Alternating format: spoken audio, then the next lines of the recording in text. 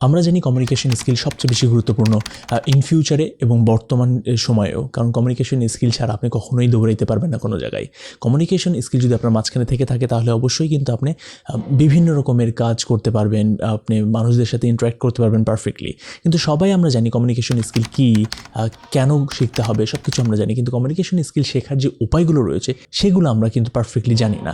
So communication skill শেখার উপায়গুলো কী কী, সেই বিষয়গুলো নিয়ে আজকে আমরা আলোচনা করব। Hi, this is M Mahadi Hasan, I am your host, and today we are gonna talk about how to learn communication skill or how to improve communication skill. So communication skill শেখার আগে আমাদের জানা উচিত যে কমিউনিকেশন স্কিল শেখার 3টি stage রয়েছে, বা কমিউনিকেশন স্কিলের 3টি স্টেজ রয়েছে। 3টি স্টেজের মাঝখানে আমাদের প্রত্যেকটা স্টেজ পারফেক্টলি জানতে হবে, যাতে আমরা কোন স্টেজে আছি এবং কীভাবে সেই স্টেজগুলো কভার করতে হবে সেগুলো আমরা পারফেক্টলি জানতে পারি। সো চলুন জেনে নেওয়া যাক কী কী সেই 3 স্টেজ। প্রথম স্টেজটি হচ্ছে যে basic communication skill. Basic communication skill হচ্ছে কথার কথা আপনার মানুষ আপনার কথা পারফেক্টলি বুঝতে পারছে এবং শুনে সেই কথাগুলো পারফেক্টলি গ্র্যাব করছে, তার মানে আপনি বেসিক কমিউনিকেশন স্কিলের পর্যায়ে পড়েন। দ্বিতীয় যে বিষয়টি কমিউনিকেশন স্কিলের যে স্টেজ রয়েছে দ্বিতীয়, সেটি হচ্ছে ধরেন কথা মানুষ আপনার কথা শুনছে এবং বোরিং হচ্ছে না, আপনার কথা পারফেক্টলি শুনে যাচ্ছে এবং মনোযোগ দিয়ে শুনছে, কনসেন্ট্রেশন দিয়ে শুনছে। দ্যাট মিনস আপনি দ্বিতীয় স্টেজে পড়েন, সেটি হচ্ছে যে ইফেক্টিভ কমিউনিকেশন স্কিল। আপনি কিছুটা হইলেও মানুষের মাঝে ইফেক্ট ফালাইতে পারছেন, দ্যাট মিনস আপনি ইফেক্টিভ কমিউনিকেশন স্কিলের স্টেজে পড়ছেন। তৃতীয় যেই কমিউনিকেশন স্কিলের স্টেজ রয়েছে সেটি হচ্ছে যে ইনফ্লুয়েন্সিয়াল কমিউনিকেশন স্কিল। ইয়েস, এটি ম্যাক্সিমাম সেলিব্রিটি বা যারা আপনার হচ্ছে কমিউনিকেশন নিয়ে কাজ, অথবা যারা মোটিভেশনাল স্পিকার খেয়াল করে দেখবেন, তারা কিন্তু এমনভাবে কথা বলে, এমনভাবে তারা তাদের বডিকে প্রেজেন্ট করে এবং তাদের ওয়ার্ডগুলোকে প্রেজেন্ট করে, কিন্তু মানুষ কিন্তু তাদের কথা শুনে, দেখে এবং কনসেন্ট্রেশন দিয়ে শোনে, যাতে তারা বোর ফিল না করে। তারা এইভাবে প্রেজেন্টেশনটি ডেলিভার করে তাদের। সো এটিকে বলা হয় ইনফ্লুয়েন্সিয়াল কমিউনিকেশন স্কিল, আর এটি সর্বোচ্চ পর্যায়ের বা এক্সেলেন্সির পর্যায়ে পড়ে যায়। সো আমরা জানলাম 3টি কমিউনিকেশন স্কিলের স্টেজ। এবার জানা যাক কীভাবে আপনি কমিউনিকেশন স্কিল বিল্ড আপ করবেন, বা কী কী প্র্যাকটিস করা দরকার কমিউনিকেশন স্কিল বিল্ড আপ করার ক্ষেত্রে। কমিউনিকেশন স্কিল বিল্ড আপ করার আমাদের প্রথম উপায় সেটি হচ্ছে যে অ্যাপিয়ারেন্স। অ্যাপিয়ারেন্স সবচেয়ে বেশি গুরুত্বপূর্ণ। কথা আপনি কিন্তু শুনেছেন যে first impression is the last impression. Actually এটাই কিন্তু সত্য। আপনি যদি প্রথম অ্যাপিয়ারেন্স, প্রথম ইমপ্রেশনই যদি আপনার খারাপ হয়ে যায়, তাহলে কিন্তু কমিউনিকেট যতই করার চেষ্টা করেন কানেক্ট করতে পারবেন না খুব সহজে মানুষদের সাথে। সো প্রথমত আপনার অ্যাপিয়ারেন্স সুন্দর হতে হবে। এখন অ্যাপিয়ারেন্স সুন্দর হওয়ার জন্য কী কী করতে হবে?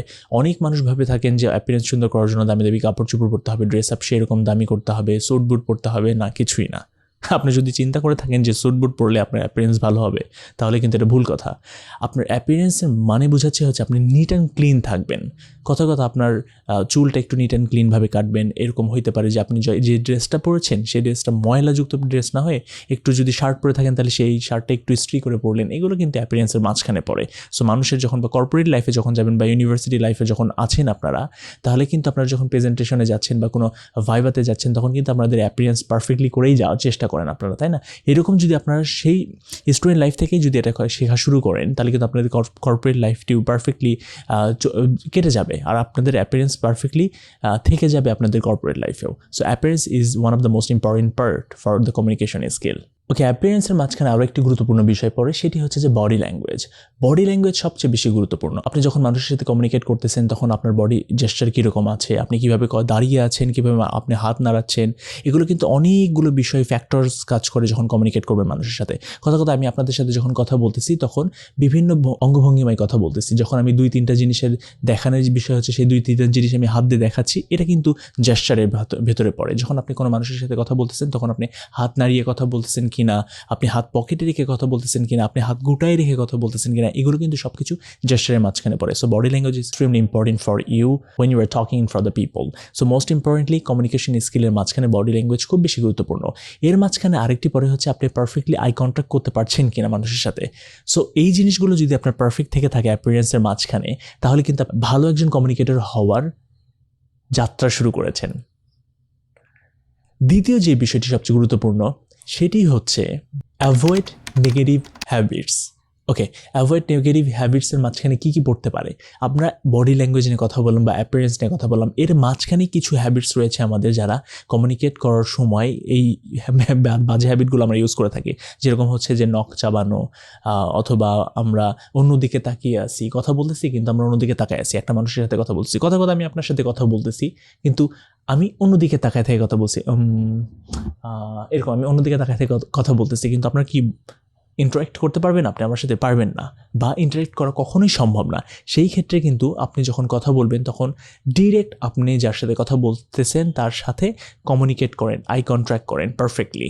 এবং আর নখ চাবানো, বিভিন্ন বাজে অভ্যাস যেরকম হচ্ছে যে পা টেরা করে রাখা, দাঁড়িয়ে থাকা টেরা হয়ে, পকেটের ভেতরে হাত দিয়ে রাখা, এইগুলো বন্ধ করুন। বন্ধ করে দিয়ে পারফেক্টলি কমিউনিকেট করুন আপনার নেক্সট পার্সনের সাথে। দেখবেন যে আপনি একজন পারফেক্ট ভালো কমিউনিকেটর হয়ে উঠতেছেন ডে বাই ডে। এটা আপনার ক্ষেত্রে সবচেয়ে বেশি কাজে দেবে। 3 নম্বর যে উপায় কমিউনিকেশন ইমপ্রুভ করার, সেটি হচ্ছে talk in front of the mirror. Yes, আয়নার সামনে দাঁড়িয়ে কথা বলুন। আপনি যখন কমিউনিকেশন শিখতে চাচ্ছেন তখন কিন্তু আপনি ডিরেক্টলি কারোর সাথে গিয়ে কমিউনিকেট করে কমিউনিকেশন শিখতে পারবেন না, কারণ এর মাঝখানে আপনার শাই ফিল হইতে পারে, এর মাঝখানে আপনি অনেক কিছু মিস্টেক করবেন, সেটা নিয়ে আপনি লজ্জিত হইতে পারেন। তো কথার কথা ধরুন আপনি এমন একজনের সাথে গিয়ে কমিউনিকেশন করা শুরু করেছেন যে ব্যক্তিটা ক্রিটিসাইজার্স বা মকার, আপনার কমিউনিকেশন থেকে আপনাকে হাসাহাসি করতেছে আপনার ওপর, তখন কিন্তু আপনি ডিমোটিভেট হয়ে যাবেন। সো এর আগে আপনি আপনার বডি ল্যাঙ্গুয়েজ, জেস্চার, আপনি কীভাবে কথা বলতেছেন, আপনি কীভাবে হাত নাড়াচ্ছেন, কীভাবে দাঁড়াই থাকতেছেন, সেই জিনিসগুলো যদি আয়নায় প্র্যাকটিস করে নেওয়া যায় তাহলে কিন্তু খুব একটা খারাপ হবে না আমার মনে হয়। সো যখন কমিউনিকেশন স্কিল শেখা শুরু করেছেন তখন কিন্তু আয়নার সামনে কথা বলাটা বেশ কার্যকরী হবে আপনাদের জন্য। সো এই 3 নাম্বার স্টেজটা বা 3 নাম্বার স্টেপটা যদি আপনি মনে রাখেন, আশা করা যায় আপনি কমিউনিকেশন স্কিল গ্রো করতে পারবেন খুব দ্রুতই। চতুর্থ যে উপায় সবচেয়ে বেশি গুরুত্বপূর্ণ আপনাদের জন্য, সেটি হচ্ছে ভিডিও স্টোরি শুরু করা। ইয়েস, অনেকেই এই জিনিসগুলোর দিকে খেয়াল করে না, তবে ভিডিও কিন্তু সবচেয়ে বেশি গুরুত্বপূর্ণ। আয়না যেরকম লাইভ আপনারা দেখতে পারতেছেন, আপনারা কীরকমভাবে কথা বলতেছেন, কীভাবে আপনারা হাত নাড়াচ্ছেন, কীভাবে আপনারা কারো দিকে চেয়ে আছেন, কোন ব্যাড হ্যাবিটসগুলো আপনাদের মাঝখানে রয়েছে, সেগুলো কিন্তু আয়নাতে ধরা পড়ে ইনস্ট্যান্টলি, কিন্তু আপনি পরবর্তীতে কিন্তু সেটা দেখতে পারবেন না। যদি আপনি ভিডিও করেন বা ভিডিও স্টোরির দ্বারা কমিউনিকেশন শেখা শুরু করেন পারফেক্টলি, কোনো একটা স্টোরি বলে ভিডিও ছাড়লেন বা সেই স্টোরিগুলো কীভাবে বলতেছেন, বা কোনো একটা টপিক নিলেন, ট্রেন্ডি টপিক, সেই টপিক নিয়ে কথা বলতেছেন ভিডিওর সামনে, যদি এইভাবে শুরু করেন, 30 সেকেন্ডের জন্য হইতে পারে আপনি 1 মিনিটের জন্য ভিডিও বানাচ্ছেন, যদি এইভাবে আপনি শুরু করতে পারেন তাহলে দেখবেন যে পরবর্তীতে সেই ভুলগুলো কিন্তু আপনি সংশোধন করে নিতে পারবেন। ভিডিও করার পর সেই ভিডিওটি থেকে যায়, আর সেই ভিডিওটি যদি বারবার রিভিউ করেন তাহলে কিন্তু ভুলগুলো চোখে পড়বে, এবং ছোট ছোট যে ভুলগুলো রয়েছে সেই ভুলগুলো কিন্তু সংশোধন করতে পারবেন।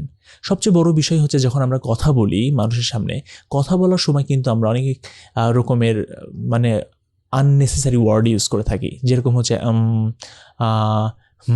এইরকম অনেক টাইপের আননেসেসারি ওয়ার্ড ইউজ করে থাকি। এগুলো স্টপ ওয়ার্ড বলে, আর এগুলো ইউজ করলে কিন্তু খেয়াল করবেন যে ম্যাক্সিমাম মানুষ আপনার কথা শুনতে আগ্রহী হবেন না। সো আশা করা যায় এই ফিলার ওয়ার্ডগুলো ইউজ করা বন্ধ করুন, এবং বন্ধ করে পারফেক্টলি এবং সাবলীলভাবে কমিউনিকেশন করার চেষ্টা করুন। আর ভিডিও থেরাপি আপনাকে এই ক্ষেত্রে সবচেয়ে বেশি হেল্প করবে। আপনি কীভাবে সেই ফিলার ওয়ার্ডগুলো ইউজ করতেছেন, স্টপ ওয়ার্ডগুলো কীভাবে আপনি রিমুভ করবেন, সব কিছু কিন্তু আপনি ভিডিও করার পরে বারবার রিভিউ করলে সেগুলো দেখতে পাচ্ছেন। Last but not the least, 5 number যেই উপায় রয়েছে সেটি কিন্তু খুবই গুরুত্বপূর্ণ এবং খুবই সিম্পল আপনাদের জন্য। সেটি হচ্ছে যে একটা ওয়ার্ম এবং টাইট হ্যান্ডশেক করা। যখন আপনি কমিউনিকেশন শেষ করছেন, চলে আসছেন, তখন একটি টাইট হ্যান্ডশেক করবেন। এরকম টাইট হ্যান্ডশেক করে না যাতে তার হাড়ি ভেঙে ফেলেন, বা যাতে মনে হয় যে পরবর্তীতে তার হ্যান্ডশেক না করাই উচিত আপনার সাথে। সো টাইট হ্যান্ডশেক করুন যাতে মনে হয় যে ইয়েস, আপনিও পারফেক্টলি ইন্টারাক্ট করছেন তার সাথে। আশা করা যায় এই 5টি উপায় যদি আপনারা মেনে চলতে পারেন, মাইট বি আপনি খুব দ্রুতই আপনি কমিউনিকেশন স্কিল শিখে ফেলবেন আশা করা যায়। এবং ডেইলি প্র্যাকটিস করতে হবে, এরকম না যে আপনি একদিন প্র্যাকটিস করলেন এবং পরের দিন থেকে ছেড়ে দিলেন। নো, আপনাকে এভরি ডে প্র্যাকটিস করতে হবে যাতে আপনি ভালো একজন কমিউনিকেটর হয়ে উঠতে পারেন ডে বাই ডে।